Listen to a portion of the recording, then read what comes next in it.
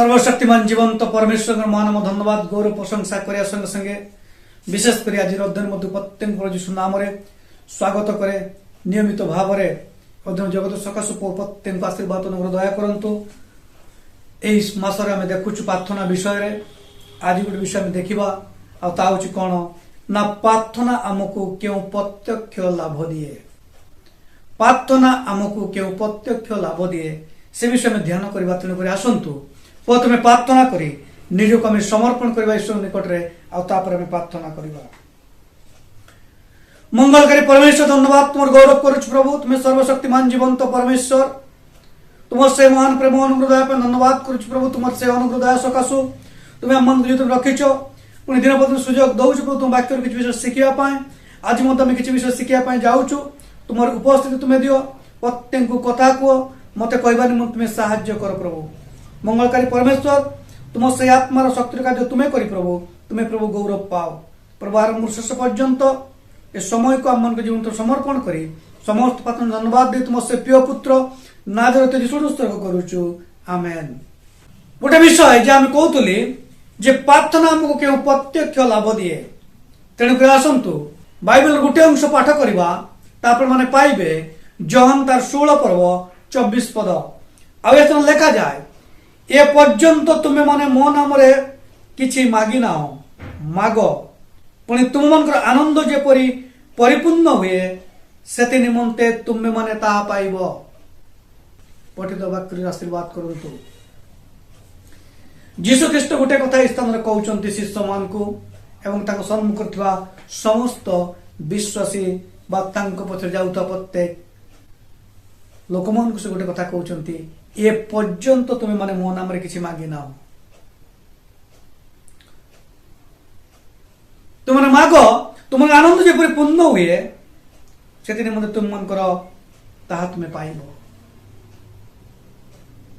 जीशुଙ୍କ नाम प्रार्थना करने विषय कहुच्छे जीशु ख्रीष्ट कहते तुम्हें मो नाम मागी नाओ तुम आनंद जेपरी पूर्ण हुए से तुम्हें कौन कर ना तुम तुम्हें पाइब। ए स्थान आम गोटे विषय देखुचु जे प्रार्थना आमको क्यों प्रत्यक्ष विषय लाभ दिए से विषय में ध्यान करुचु आम जो प्रार्थना करवा जीशुଙ୍କ नाम प्रार्थना करू ईश्वर आम मन आनंद कौन करेंगे ना पूर्ण करेंगे आ से उत्तर देवे। तेणुक शिशु मन कहते तुम मैंने ए पर्यंत मो नाम किसी मागी नाओ तुम्हें माग आता तुम्हें कौन कर ना पाइब। प्रथम विषय में देखा जे प्रार्थना को कौन प्रत्यक्ष लाभ दिए प्रथम विषय हूँ कौन जेतेबेले आम प्रार्थना करू सेतेबेले कौन हुए अन्य मन को परित्राण आनिबा पाई प्रार्थनार शक्ति अच्छी अन्य मन को परित्राण आनिबा पाई प्रार्थनार शक्ति अच्छी। आम जो प्रार्थना करू जीशुଙ୍କ नाम प्रार्थना करू सेतेबेले कौन हम अन्य माने पापरू उद्धार पाइबे परित्राण पाइबे रक्षा पाइबे नरकर उद्धार पाई अनंत राज्य रे प्रवेश करि पारिबे। ख्रीष्टरे प्रिय भाई बा भौणी थोड़े चिंता कर देखंतु आपण तो जीशुଙ୍କ नाम रे प्रार्थना करिवे अन्य जने परित्राण पाइबो आपण आशीर्वादर अंशी हेबे ताहा होची आमन को पाए गोटे लाभ आमर प्रार्थना गोटे आत्मा लाभ करिवो आ आत्मा लाभ करने द्वारा से कौन हम ना परित्राण पाइब। तेणुक साधु पाउल गोटे कथा कहते रोमियो तार 10 पर्व 1 पदरे हे भाई माने सेमाने जेपरी परित्राण पाती यह मोर हृदयर वांछा एवं सेमान को निमंते ईश्वर इच्छा मुरे मोहर प्रार्थना। जिते रोमियो मंडल को साधु पाउल पत्र लिखुंटे से गोटे कथा कहते हे भाई माने सेमाने जेपरी परित्राण पाती यह मोर हृदयर वांछा यह मोर ହୃଦୟର ବାଞ୍ଛା, ଗୋଟେ ହୃଦୟର ଇଚ୍ଛା।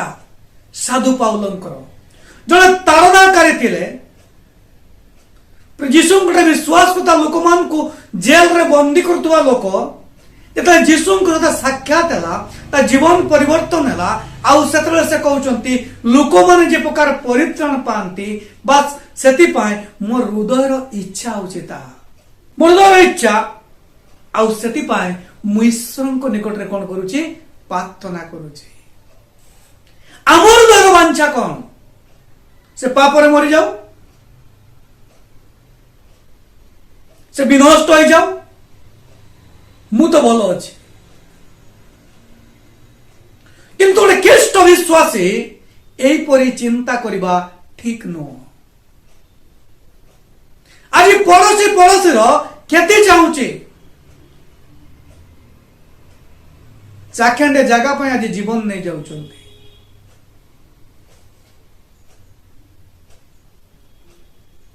କିନ୍ତୁ ଖ୍ରୀଷ୍ଟରେ ପ୍ରିୟ ଭାଇ ଭଉଣୀ, ପ୍ରଭୁ ଆମକୁ ଉଦ୍ଧାର କରିଛନ୍ତି, ପରିତ୍ରାଣ ଦେଇଛନ୍ତି, ଆମମାନଙ୍କୁ ରକ୍ଷା କରିଛନ୍ତି। ଆଉ ସେଇ ପରମେଶ୍ୱର କୁହନ୍ତି, ଆମେ ଯେତେବେଳେ ପ୍ରାର୍ଥନା କରୁ, ଆଉ ପ୍ରତ୍ୟକ୍ଷରେ ଆମର ଲାଭ କଣ? ଅନ୍ୟ ଜଣେ ପାପରୁ ଉଦ୍ଧାର ପାଏ। ଲୁକ 15 ଲେଖା ଯାଉଛି,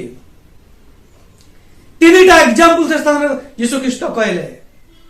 ହଜି ଯାଇଥିବା ମେଣ୍ଢାର ଏକ୍ସାମ୍ପଲ, ହଜି ଯାଇଥିବା ମୁଦ୍ରାର ଏକ୍ସାମ୍ପଲ, ହଜି ଯାଇଥିବା ପୁତ୍ରର ଏକ୍ସାମ୍ପଲ।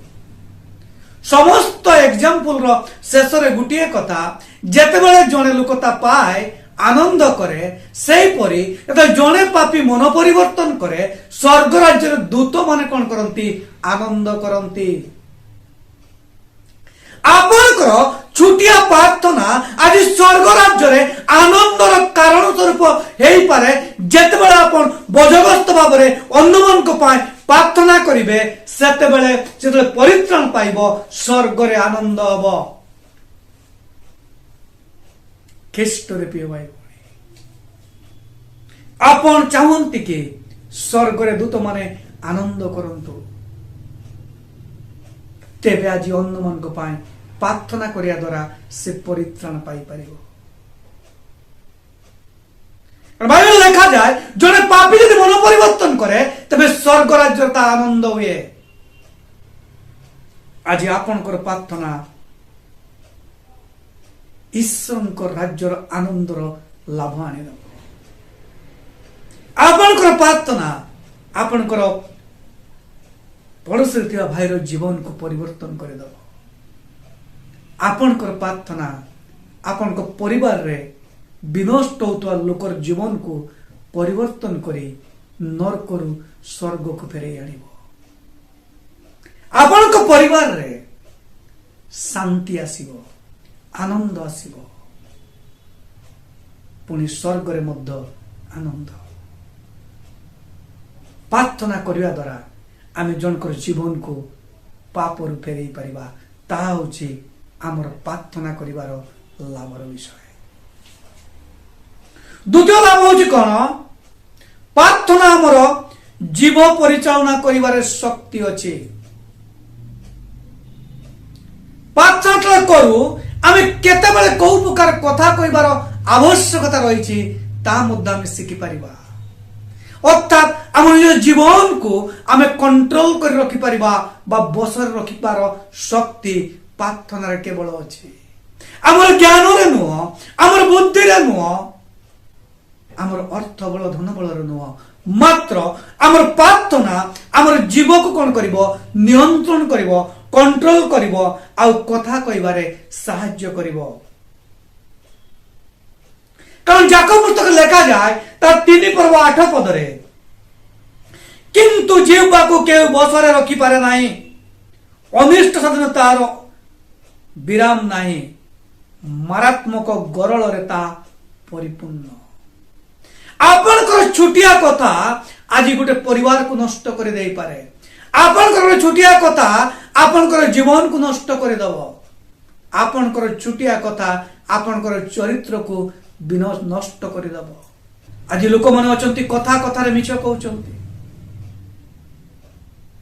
এটা আপনার প্রার্থনা করিবে আপনার জীবক আপনার নিয়ন্ত্রণ করে পারিবে আপন ঈশ্বরଙ୍କର আশীর্বাদର কারণ স্বরূপ পাইপারিবে। কারণ বাইবেল লেখা আছে ତୁମମାନଙ୍କର କଥା ଲବଣର ସ୍ୱାଦଯୁକ୍ତ ହଉ ଅନ୍ୟମାନଙ୍କୁ ନିଷ୍ଠା ଜନ୍ମ। ଆଜି ଆମମାନଙ୍କର କଥା କି ପ୍ରକାର? ଆଜି ଆମ କଥାରେ ଲୋକମାନେ ଆଶୀର୍ବାଦ ପାଉଛନ୍ତି, ଆମର କଥାରେ ଲୋକମାନେ ଆଜି ଉତ୍ସାହିତ ହଉଛନ୍ତି ନା ମୋ କଥାରେ ଆଜି ଲୋକମାନେ ନିରାଶ ହେଇଯାଉଛନ୍ତି, ହତାଶ ହେଇଯାଉଛନ୍ତି? ଥରେ ଚିନ୍ତା କରି ଦେଖନ୍ତୁ, ଯଦି ଆପଣ ପ୍ରାର୍ଥନା କରିବେ ଆପଣଙ୍କର ଜୀବକୁ ଆପଣ ନିୟନ୍ତ୍ରଣ କରିପାରିବେ ଆଉ ଯାହାକି ନିଜର ବ୍ୟକ୍ତିଗତ ଜୀବନରେ ପୁଣି ଅନ୍ୟମାନଙ୍କ ନିମନ୍ତେ ଆଶୀର୍ବାଦ ସ୍ୱରୂପ ଆପଣଙ୍କର କଥା ହେଇପାରିବ। ଛୋଟ ଛୋଟ କଥାରେ ଆଜି ବଡ଼ ବଡ଼ ଘଟଣା ଘଟିଯାଏ, ଛୋଟିଆ ବଚସାରୁ ଆଜି ମର୍ଡର ହେଇଯାଉଛି, କିନ୍ତୁ ପ୍ରଭୁ ଆପଣଙ୍କୁ ମୋତେ ସୁଯୋଗ ଦେଇଛନ୍ତି ନିଜକୁ ପରିବର୍ତ୍ତନ କରିବା ପାଇଁ, ନିଜ ଜୀବକୁ ନିୟନ୍ତ୍ରଣ କରିବା ପାଇଁ। ସେ ସୁଯୋଗ ହେଉଛି କ'ଣ? ପ୍ରାର୍ଥନାରେ। ଆଜି ଯଦି ପ୍ରାର୍ଥନା ଆମେ କରିବୁ ତେବେ ପ୍ରାର୍ଥନା ଦ୍ୱାରା ଆମେ ଜୀବକୁ ଆମେ ନିୟନ୍ତ୍ରଣ କରିପାରିବା। ଗୀତ ସଂହିତା 141:3 ପଦରେ ଲେଖାଯାଏ, ହେ ସଦାପ୍ରଭୁ ମୋ ମୁଖ ଆଗରେ ପହରି ନିଯୁକ୍ତି କର, ମୋ ଅଷ୍ଟାଦର କବାଟ ରକ୍ଷା କର। ଗୀତ ରଚକ ଗୋଟେ ପ୍ରାର୍ଥନା କରୁଛନ୍ତି, ହେ ସଦାପ୍ରଭୁ ମୋ ମୁଖ ଆଗରେ ପହରି ନିଯୁକ୍ତି କର, ମୋର ଅଷ୍ଟାଦର କବାଟକୁ ତୁମେ କ'ଣ କର? ରକ୍ଷା କର। ଗୀତ ରଚକର ସରଳ নম্রতার ଗୋଟେ ପ୍ରାର୍ଥନା। ପ୍ରଭୁ ମୋ ମୁଖ ଆଗରେ ପହରି ନିଯୁକ୍ତି କର, ମୋର ଅଷ୍ଟାଦର କବାଟକୁ ତୁମେ କ'ଣ କର? ରକ୍ଷା କର। ଆଜି ଆମମାନଙ୍କର ପ୍ରାର୍ଥନାର ପ୍ରତ୍ୟକ୍ଷ ଲାଭ ହେଉଛି କ'ଣ? ଆମ ଜୀବକୁ ଆମେ ନିୟନ୍ତ୍ରଣ କରିପାରିବା, ଆମ ଶରୀରକୁ ସମ୍ପୂର୍ଣ୍ଣ ବଶରେ ଆମେ ରଖିପାରିବା, ଆମର ଚିନ୍ତାକୁ ଆମେ ବଶରେ ରଖିପାରିବା, ଆମର ଚକ୍ଷୁକୁ ଆମେ ବଶରେ ରଖିପାରିବା, ପୁଣି ଅନ୍ୟମାନଙ୍କ ପାଇଁ ଗୋଟେ ନିଷ୍ଠାର କାରଣ ସ୍ୱରୂପ। ଆଜି ଅନେକ ଲୋକମାନେ କୁହନ୍ତି ତାଙ୍କର କଥା ସହି ହବ ନାହିଁ କି ରହି ହବ ନାହିଁ, କିନ୍ତୁ ପ୍ରଭୁ ତା ଚାହାନ୍ତି ନାହିଁ। ପ୍ରଭୁ ଚାହାନ୍ତି ଆମର କଥା ଅନ୍ୟମାନଙ୍କ ନିମନ୍ତେ ନିଷ୍ଠା ଜନ୍ମ। ଆଜି ଅନେକ ଲୋକ କୁହନ୍ତି ତାଙ୍କ ପାଖେ ବସିଲେ ମତେ ଶାନ୍ତି ମିଳେ, ତାଙ୍କର କଥା ବହୁତ ସୁନ୍ଦର। ଆଜି ପ୍ରଭୁ ଆପଣଙ୍କୁ ମଧ୍ୟ ସେଇ ପ୍ରକାର କରିବା ପାଇଁ ଚାହାନ୍ତି, ଯେତେବେଳେ ଆପଣ ପ୍ରାର୍ଥନା କରିବେ ଆଉ ସେ ଲାଭ ଆପଣଙ୍କ ଜୀବନରେ ମଧ୍ୟ ଆପଣ ପାଇପାରିବେ। ତୃତୀୟ ଲାଭ ହେଉଛି କ'ଣ? ପ୍ରାର୍ଥନା ଆମର ଦେଶକୁ ଅସୁବିଧାରୁ ସୁସ୍ଥ କରିବ ବା ପାପରୁ ସୁସ୍ଥ କରିବ। ଆମର ପ୍ରାର୍ଥନା, ଆପଣଙ୍କର ପ୍ରାର୍ଥନା ଆପଣଙ୍କର ଦେଶକୁ ଆଜି କ'ଣ କରିବ? ଅସୁବିଧାରୁ ସୁସ୍ଥ ବା ରୋଗରୁ ବା ପାପରୁ ସୁସ୍ଥ କରିପାରିବ।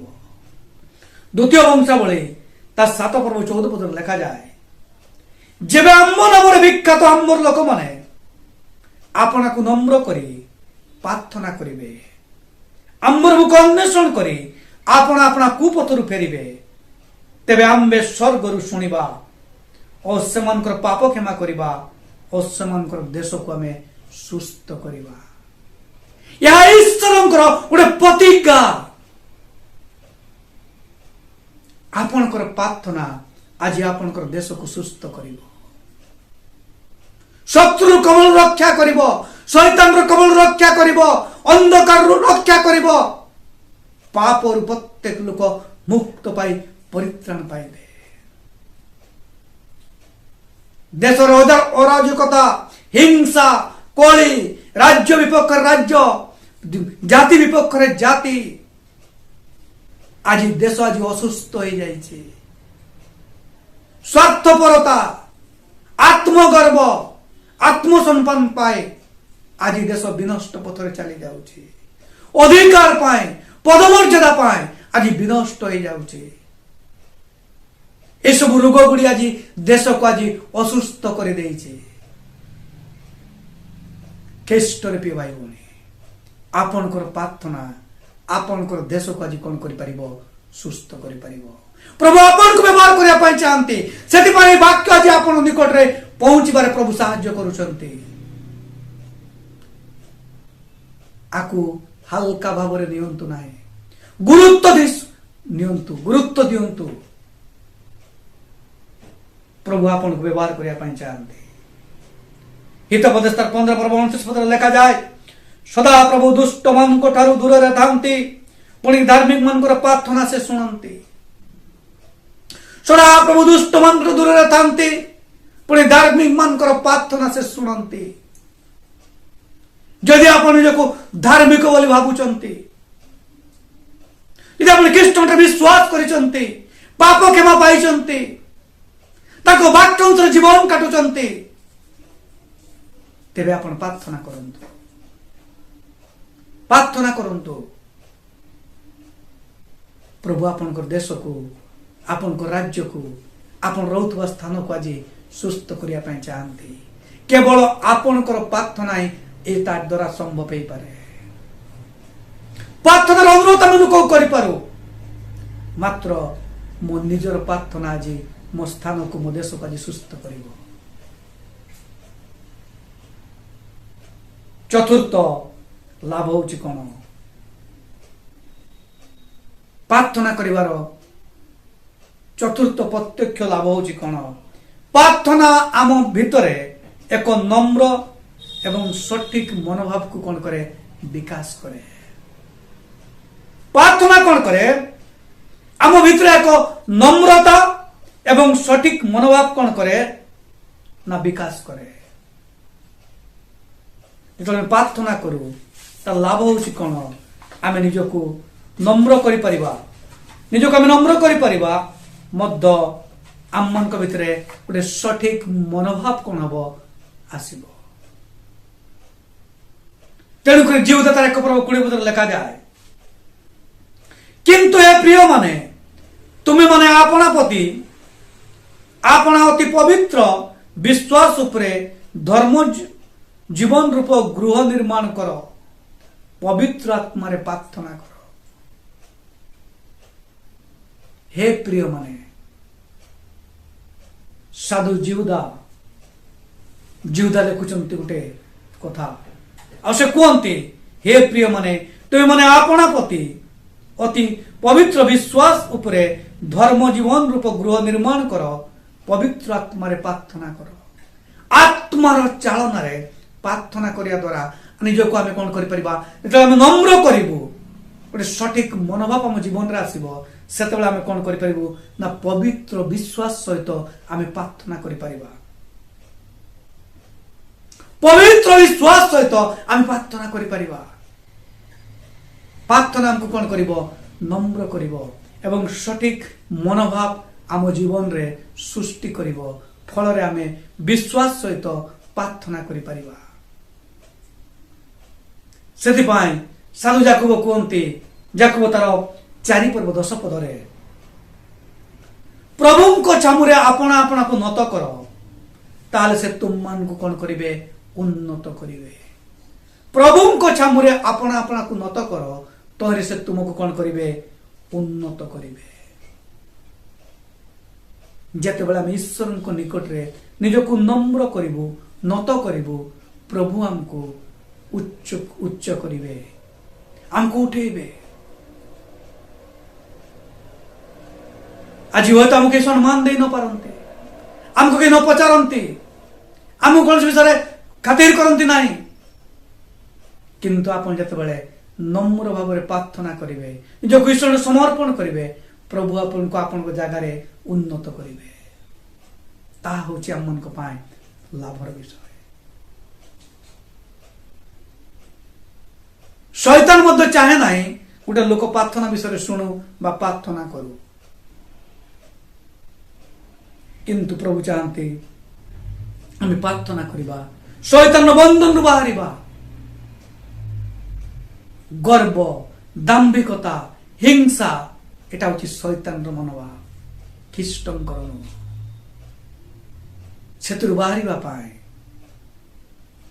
पदर लाभ चौकीर लोभ शैतान कार्य से चौकी पाए लुसिफर आज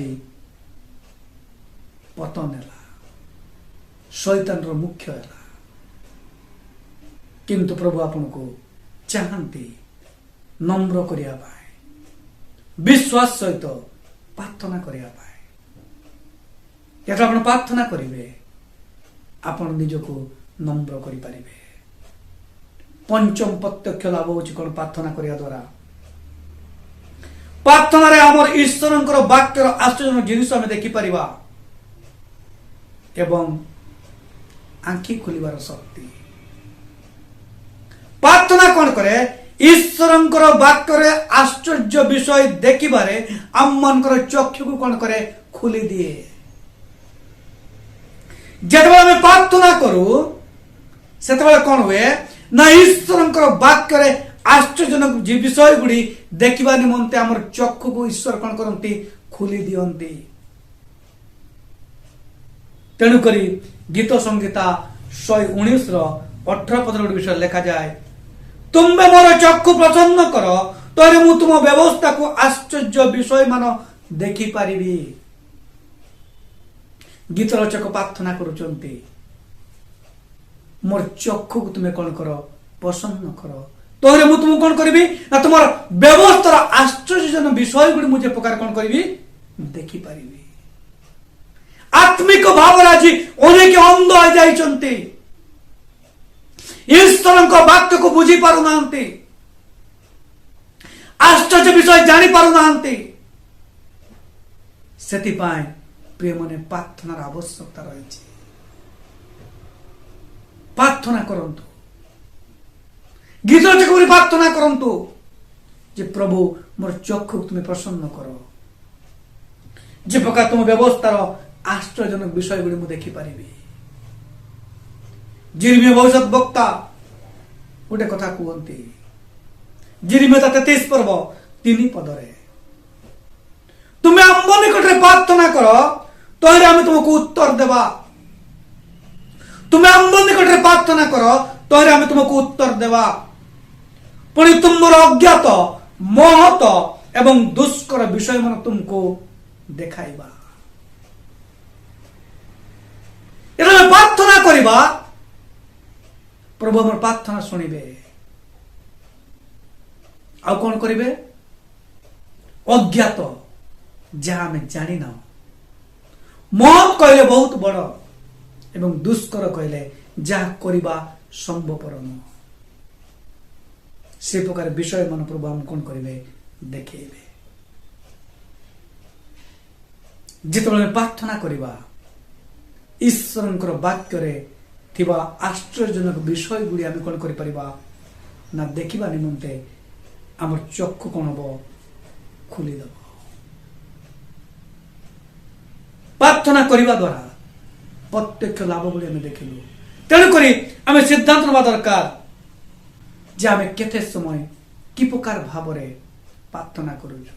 आज कौन मु प्रार्थना करे केते समय प्रार्थना करूछु प्रार्थना आम आज ईश्वर को पचारिबा ईश्वर इच्छा को आम विश्वास करिया दरकार रही ख्रीष्ट भाई माने आज प्रार्थना आम मान जीवन रे प्रत्यक्ष भाव रे कौन कौन लाभ आनी दिए ना अन्य मान को परित्राण आनिबारे प्रार्थनार शक्ति अच्छी अन्य मान को परित्राण आनिबारे प्रार्थनार शक्ति अच्छी। प्रार्थना करिवा द्वारा आमर लाभ होची कोन आम जीव को आम नियंत्रण रखि परिबा।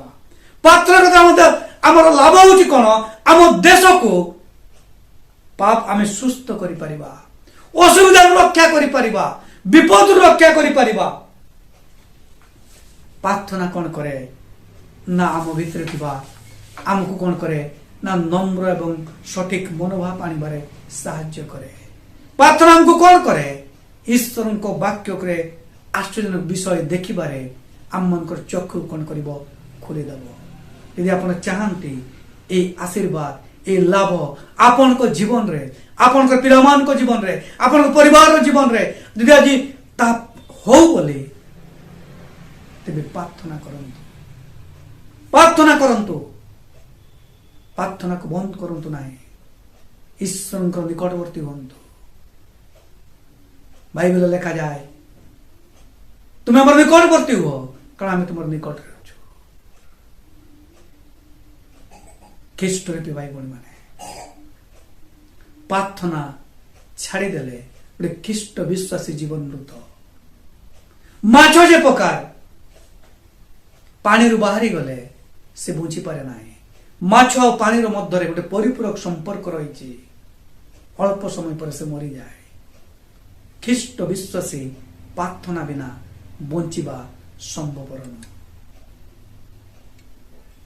तेणुक प्रार्थना को गुरुत्व दिंतु। ए दिन मान करे प्रार्थनार अनेक आवश्यकता रही, कारण देखुचु प्रभु लोक मान विपद पर विपद, समस्या पर समस्या, भूल न कले आलिगेशन, किंतु आज आपनकर प्रार्थना से समस्त विषय अंधमान को उद्धार करिवो। निज जीवन को, निज परिवार को, निज मंडली को आपन रक्षा करि परिबे। प्रभु आपन को व्यवहार करे पय चाहंती एक प्रार्थना योद्धा भाबरे। जदि आपन व्यवहार होवा पय चाहउचंती, अंधमान को पय आशीर्वाद काढवा पय चाहउचंती, तेबे प्रार्थना रे समय क्षेपण करंतु।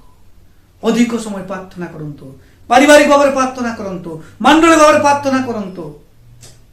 प्रभुंकर गौरव निमंते एक देश को सुस्थ करंतु, लाभ करंतु, निजर जीव को नियंत्रण करंतु, पुणी निज को निजर चरित्र को बदलांतु। प्रभु अनुग्रहकारी परमेश्वर से गोटे कथा कहते, हे मोर पुओ झील माने मु अपेक्षा करिछि तुमे आस। मु अपेक्षा करिछि। आज प्रभु डाकुचंती, मोर पुओ झील माने आस, मु तुमको एक प्रार्थनार योद्धा भाव में छिड़ा करने चाहे। यदि आप इच्छा करुचंती प्रार्थना सहित निजक समर्पण करी आगक आसतु, प्रभु आपन को व्यवहार करने चाहते। आसतु प्रार्थना करवा, आज उपासना समाप्त करवा। मंगलकारी परमेश्वर तुम धन्यवाद करुच प्रभु, तुम गौरव करुच प्रभु। प्रभु तुम एते समय प्रार्थना द्वारा आम प्रत्यक्ष भाव जो लाभर विषय गुड़ी रही प्रभु तामे शिखिलु। प्रार्थना करुच प्रभु ये समय वाक्य शुणुता प्रत्येक जीवन रे तुम से आत्मार शक्तिर कार्य तुम्हें कर।